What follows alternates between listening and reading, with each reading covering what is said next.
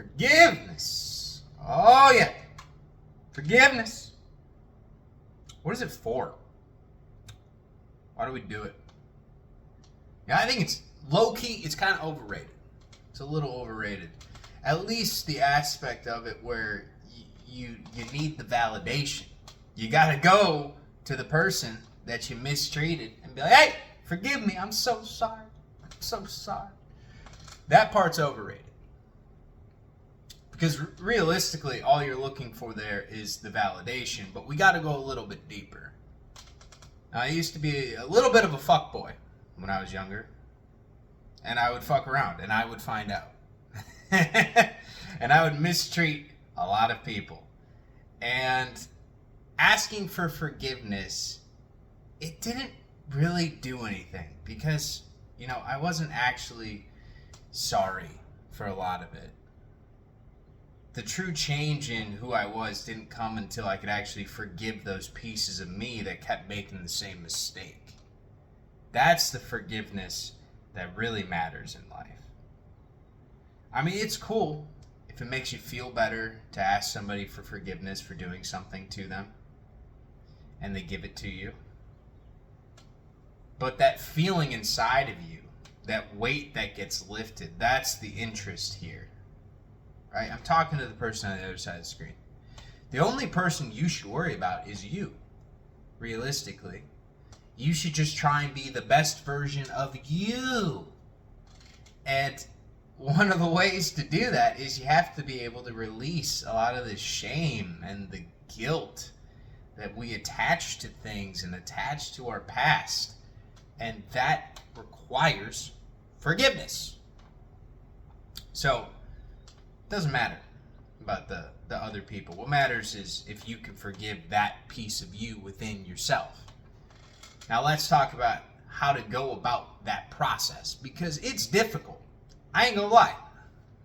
I ain't gonna hold you guys. Sometimes we do some fucked up shit. And we're like, I'm not gonna forgive myself. Because it's hard, dude. You can really fuck around and find out. And, forgiving something like that, it takes a while. So I want to talk about a little bit of energy as well. Because all of it's interrelated. Everything is energy.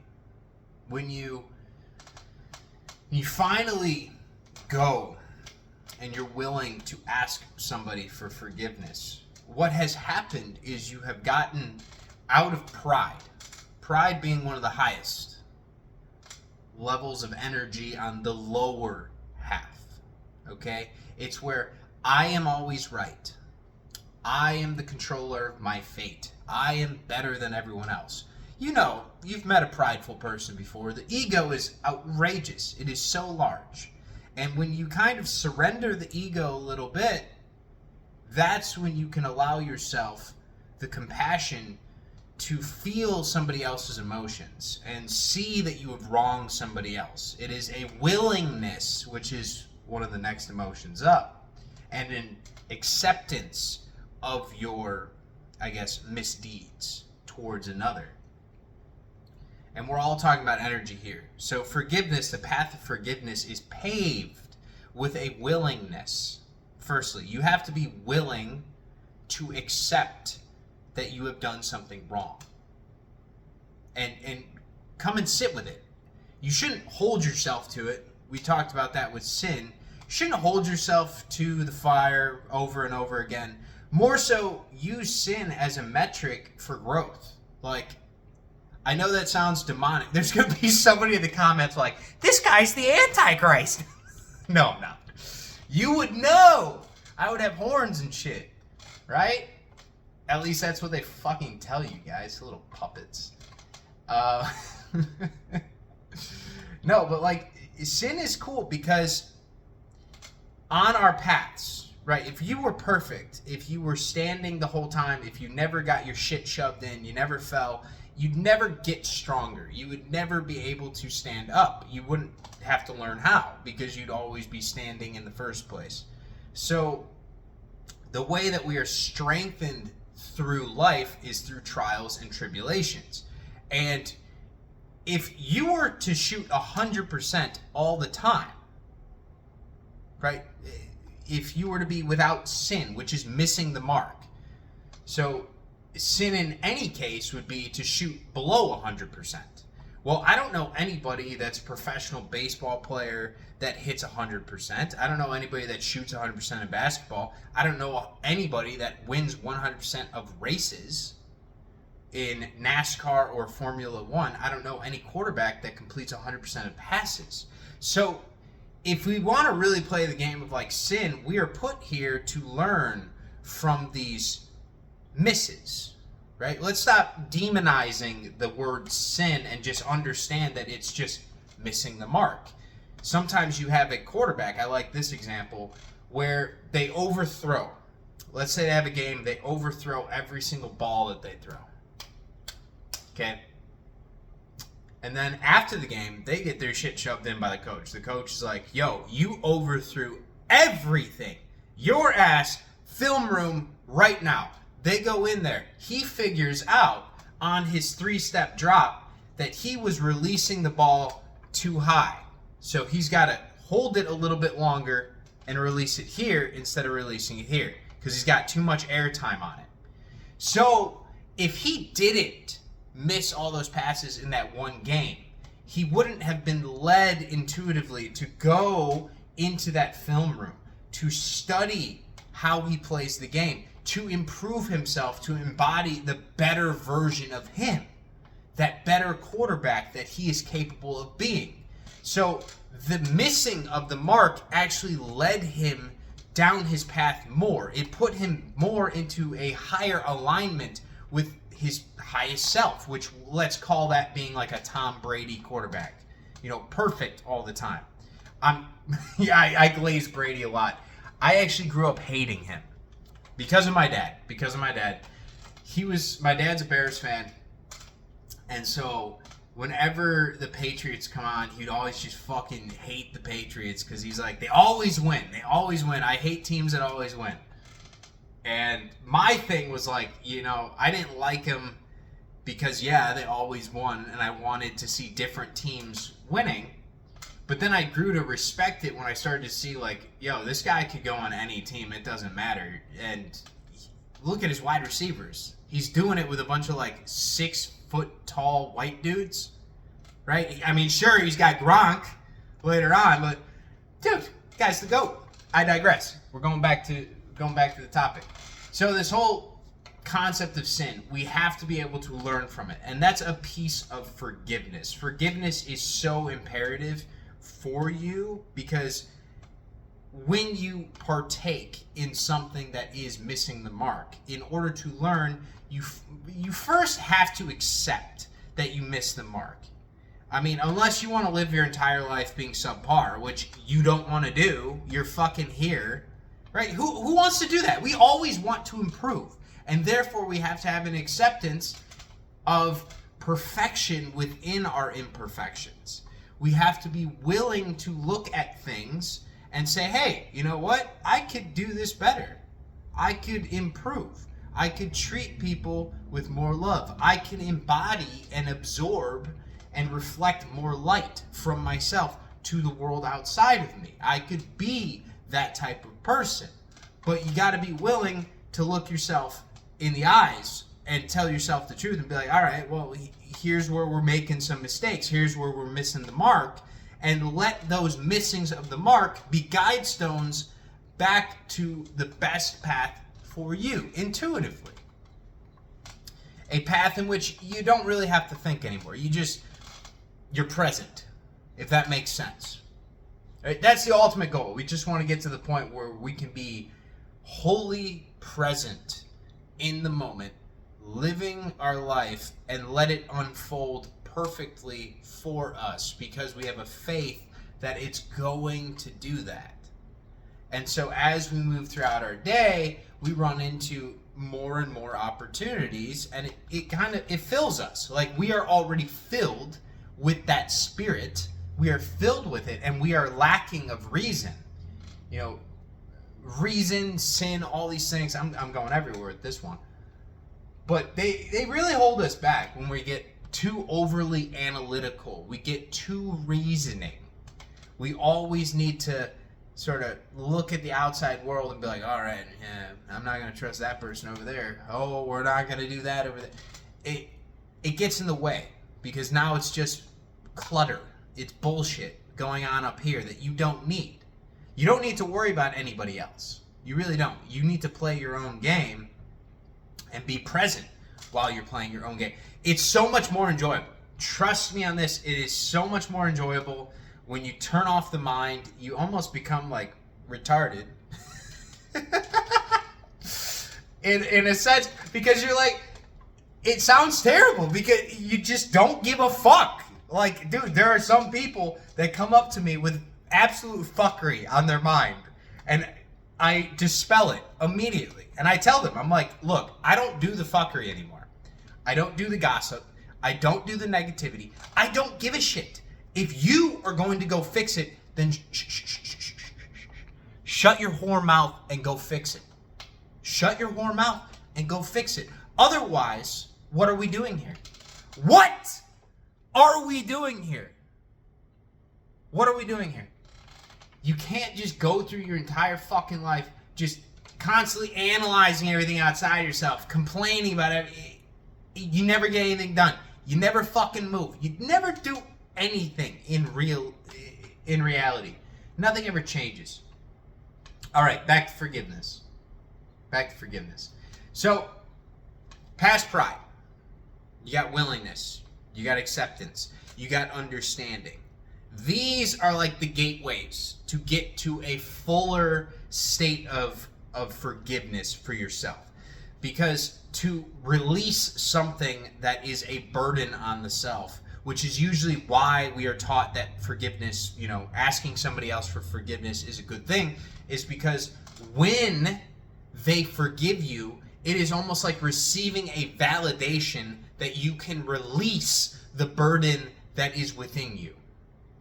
Now, why I'm saying it doesn't matter asking other people for forgiveness is because you need to learn how to release that shame, that guilt, that burden without needing the validation of somebody outside of you.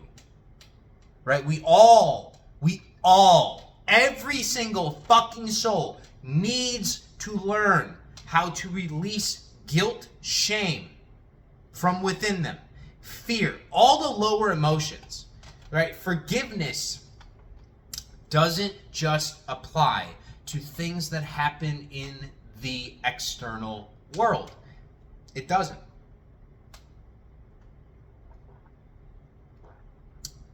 You may think it does because you're like, oh, well, that's where sin happens. That's where I miss the mark in my actions, right?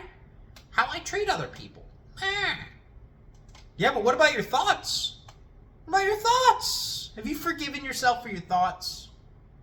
Have you forgiven yourself for belief systems that are toxic, that are limiting, that are constrictive to you? Have you forgiven yourself for the past identities of self that you have subjugated your being to? Have you forgiven yourself for the box that you have constructed, right? The box, which is made up of all of your belief systems that dictate the perceptive filters that you see life through. Have you forgiven yourself for living a life that is lesser than what you are capable of and what you deserve because you believe, and this is all on the inside. It's an inside fucking job. You don't have to tell other people. You don't have to go around and say, you know what, I don't deserve love because I'm a piece of shit talking to somebody else. You can do that all by yourself. You can do that at 11 o'clock at night, sitting in your bed, staying up for hours. I've been there. I get it. I've told myself terrible things. And you have to be willing to look at those belief systems. You have to accept them. You have to accept them. Not that they are meant for you, but accept that you have told yourself that story. Because you can't get rid of it until you accept it. You have to be willing to look at it. Accept that that has been controlling you. Understand the control that it's had over you. And then you can embrace self-love. You can throw it out. You can replace it, change it, transmute it, bring it to a higher understanding. Ask yourself better questions. That's what forgiveness is for. Forgiveness is for it's like the ultimate form of self-improvement.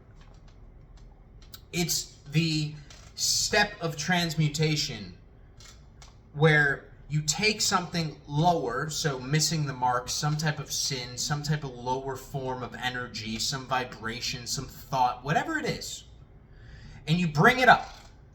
You bring it up. That is forgiveness. You may say, oh, no, that's transmutation. Yeah, but it requires forgiveness. You have to forgive yourself in the present moment of that. Forgiveness is a release of attachment. It is a release of guilt. It is a release of shame. It is a release of the old story. It is a release of the old identity that has controlled you and constricted you and kept you stuck, so you can embrace a new you, a higher version of you, a more wholesome and present version of you that is filled with light. It is filled with love. But you need to forgive the old stories.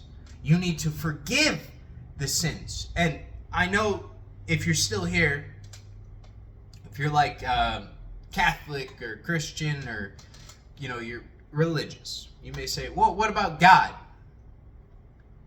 Brother, if you are still alive, you're forgiven. You want the answer there? If you are still alive, you are forgiven. All right? You fuck around and find out too much, you might get taken off the game board. All right? And that's just God showing you mercy. God saying, hey, you know what? You're destroying yourself. All right, you can do that. But I'm going to take you out of the game if you do it a little too much. But if you're still here, if you're still growing, if you're still living, if you're still breathing, you're already forgiven for all of that. The job of life is to be able to forgive yourself. It doesn't matter if God forgives you if you can't forgive yourself. Right? People always ask that stupid fucking question. They're like, oh my God, what if God doesn't forgive you? God, he does. He doesn't, it doesn't work like that. He loves everything. He loves everything. That's the hard part for humans to understand. Like, how can you unconditionally love murder? Right? That's God, by the way. That's God. Where every experience, it is not seen through the lens of morality. It is seen through the lens and the eyes of God. And the actual participants, their heart, what they feel, God feels. God feels everything. All of it. And he loves all of it. The job of humanity is to get on the same page as God and feel the same way that he does about everything that we fill our days with. We just need to use discernment to figure out, all right, what do I love? What do I actually genuinely love in life? Have you asked yourself that question? You have to be able to forgive yourself, of the past stories, all the old bullshit, the old identities. And then once you forgive yourself and you release all that old baggage, you can finally go through the portal. You can get into the plane in the airport. The baggage is gone. You can get on the plane. And you can go somewhere else. And you get to decide what that is. And you need to decide for yourself what the most loving version of you is. What brings you the most joy? That would be, for an example, that would be like somebody that always talks about how they want to live in a tropical environment. They want to live in a tropical environment. Imagine somewhere like a Costa Rica, like a Hawaii, okay? Sunny all the time. You got some good rainfall because it's the tropics. Fresh fruit, fresh fish. It's amazing. You never have to wear like a coat because you don't have winters. And then this person, they live their entire life saying that they want to do that. That would be the best thing ever. And then they decide to live somewhere like fucking Canada. No shame on Canada. Like I personally, I love seasons. I love seasons. That's like my favorite thing. So Illinois is great for me because the season change here is amazing. Would I change out the overcast that we get for about 2 months every year? Maybe a little bit, but it gives you perspective. There's always something amazing. Always something amazing about the weather. You can find beauty in every single piece of it. But I digress. So that would be like a sin to the self, is when you have this higher path, you have this knowledge, you have this intuition from God, which is, you know, your highest joy would be somewhere else, and you can't forgive yourself enough of the old story, because this person that isn't willing to root up their life and move, it's usually because they're telling themselves a fucking story on the inside of this old identity. And they really actually want to be somewhere else, but they can't accept that version of them because it's not congruent to what their identity system is right now, their belief system is right now. It's outside, if you will, the box. It's outside. It's over here. And so we need to be able to forgive ourselves for the belief systems that we've had that are limiting to us. And going back to what we talked about earlier, the path towards that is once you get past pride. Pride is like the ultimate, the ego will tell you you're perfect, you're the best person ever, there's nothing wrong with you, you are the greatest. All right? The ego will never fucking stop. Okay? Once you get past that and you get to those big three of acceptance, willingness, and understanding, that's where forgiveness really starts. That's where it starts. And that allows you to actually analyze some of these subconscious beliefs. And some of these subconscious beliefs might be conscious beliefs. You might think about them all the time. You might tell yourself, oh, I'm happy where I live. I'm happy where I live. Like you have to consciously keep lying to yourself, even though in your heart, your intuition, it might be guiding you somewhere else. And I'm using the example of, you know, living somewhere else for this one.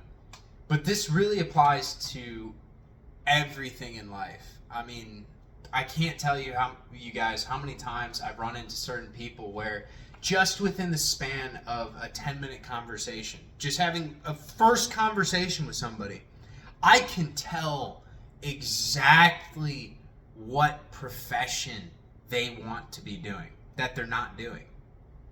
What their purpose here is, because it lies within their passions. And I could almost tell immediately, but they keep telling themselves the old story. And I don't want to get too much into professions and actual people, because then we have to talk about the ideas of lack and abundance, and usually money always comes into the picture here, because what keeps people out of that, and this is all I'm going to say, the most, is they have this belief that whatever their passion is, there isn't money there. And it's strange. It's almost as if we just have this belief within ourselves. It's almost like it's downloaded in society to people that whatever you love, whatever you care about, other people don't care about. They don't value. You aren't valuable. You're told that you need to be a part of the system. You need to be a cog in the machine. But if you stand out, you shall be hammered. You are not valuable individually unless you are part of the institutional system. And so because of that underlying belief system that society sort of propagates and preaches to us, it's very difficult to view your purpose and your passions and combine those two and accept that there is abundance there.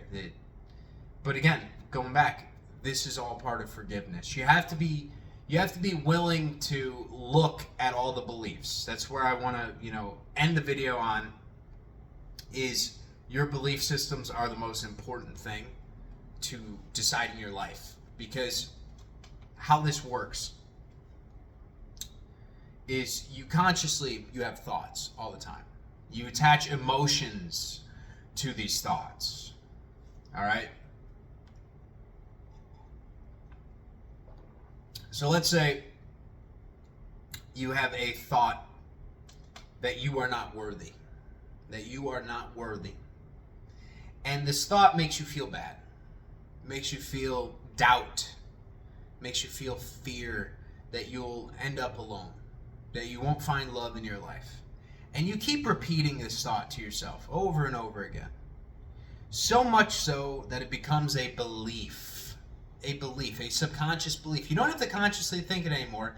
You just sort of mope around.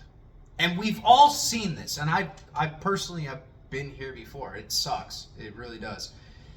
Where you just don't see yourself as worthy. You don't see yourself as valuable. You don't see yourself as lovable. And so when you're walking around, you got poor posture. It's kind of like this gloomy cloud over you. It doesn't matter if people are smiling and laughing outside of you. You don't hear it. It doesn't come in. You could be in a crowd of people that are all having the time of their life, and you will find the one thing to make you feel worse. Forgiveness is the acceptance of this so that you can release it. Because one of the hardest things in life is to finally come to terms that where we are is due to the belief systems that we've had in the past that have pulled themselves into the present and are prescribing our future to us based off our vibration that we meet life with. We need to meet life with the vibration that we want out of it. So if you want love in your life, you need to love life. If you want joy in your life, you need to be joyous about life. If you want abundance, then you need to meet the moment in an abundant way. Meaning, like, you don't freak out all the time about the finances. Instead, you're grateful for the fact that you can do things, that you can pay for things, that you have a house, you have a roof over your head, you have utilities. I mean, we have so much in this amazing world to be grateful for, but it's that belief, right? That subconscious belief of negativity. Usually, and many are plagued with this, and I had it really bad when I was younger, where it didn't matter. It didn't fucking matter. It could be the most amazing situation in the world. Everybody could be joyous and happy. I would find something to be pissed off about. Right? I'd find something to piss me off. And I would let it ruin my energy. I'd let it ruin my fucking day. It was almost like every time I woke up, it was the wrong side of the bed, and God was already pissing in my fucking Cheerios. That's kind of, It's just like, that's how life felt, dude. All right? So, how to start, changing these is, again, thought plus emotion. That creates belief. You need to find something that makes you happy.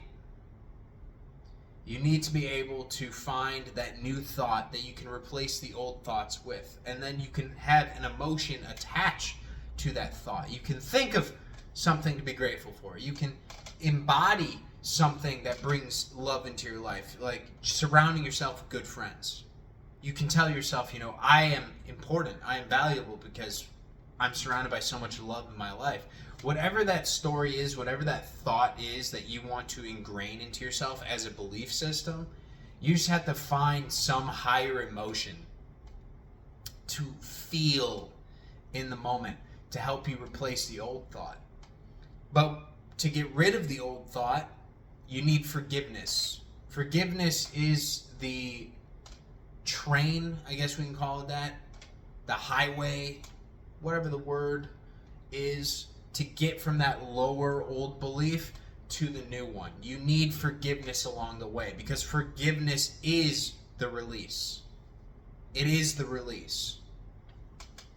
We have to be able to release the old stories, the old versions of you, all the sins, all the bullshit that anybody wants you to hold on to. You guys know me by now. I don't want you to hold on to anything that's negative for you. I want you to learn from it. I'm big on team do whatever the fuck you want. I'm massive, bro, on that team.